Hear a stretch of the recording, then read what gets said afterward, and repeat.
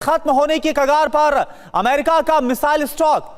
PAC-2 JAMT patriot मिसाइलों का नया ऑर्डर। 30 सालों में पहली बार अमेरिका ने दिया है यह ऑर्डर। ईरान पर 1400 से ज्यादा पैट्रियट मिसाइलें दागी गई।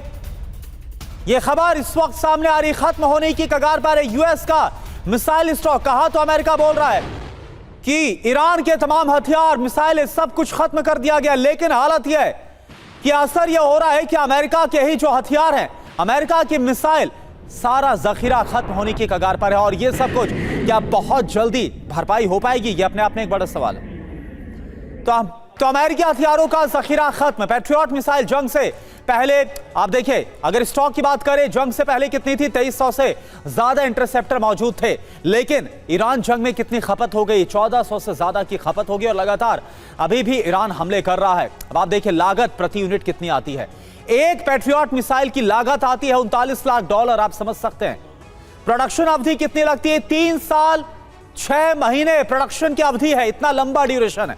मौजूदा हालात क्या है? सिर्फ 900 इंटरसेप्टर इस वक्त बचे। 2029 तक पूरा स्टॉक हो पाएगा? इतना लंबा टाइम लगेगा? मैं यही सवाल आपसे कर रहा था डीके पांडे सर, कि जब हम वॉर ऑफ एट्रिशन की बात कर रहे हैं कि कौन पहले थकता है, तो ईरान को लेकर दावे तो डोनाल्ड ट्रंप कर रहे हैं, लेकिन लग रहा है पहले कहीं अमेरिका ना थक जाए।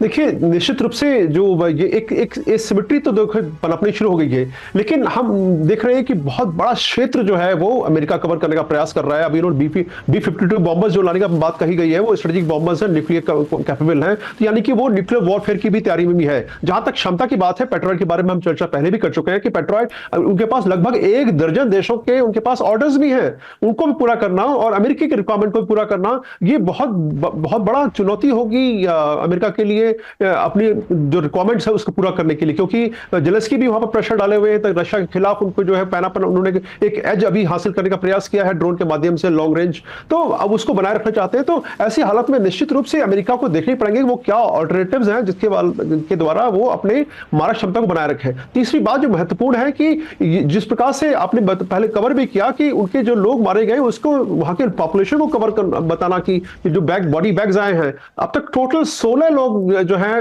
अमेरिकी सिपाही जो है, जो सर्विसेज के लोग हैं, मारे गए हैं और लगभग 450 लोग घायल हुए हैं। ये बहुत बड़ा संख्या है और इसीलिए जो है अमेरिका को ये फैक्टर जो है, देखिए ईरान कह चुका है कि हम तो बिल्कुल तैयार है कुर्बानी देने के लिए और हम जाएंगे तो हमें तो जन्नत नसीब होगी वगैरह वगैरह। तो उस ऐसे हालात में जब माइंडसेट आपका गड़बड़ है, माइंडसेट की चुनौतियां हैं, सेंटिमेंट की चुनौतियां हैं, तो अमेरिका प्रेसिडेंट ट्रंप के लिए मुश्किल ये है कि अपने क्राउड को बताना कि हम जीत रहे हैं। तो ऐसे में बैलेंस क्रिएट करना कि उनकी जो लिथलिटी है वो बनी रहे और ईरान को भी रोकें, मुझे लगता है बहुत बड़ी चुनौती है, इतना आसान नहीं है। और बिल्कुल ईरान जा रहा है, थोड़ा लंबा चले साबित हो रहा है और कैसा अमेरिका को ही नुकसान उठाना पड़ रहा है, ये इस खबर में हमने देखा।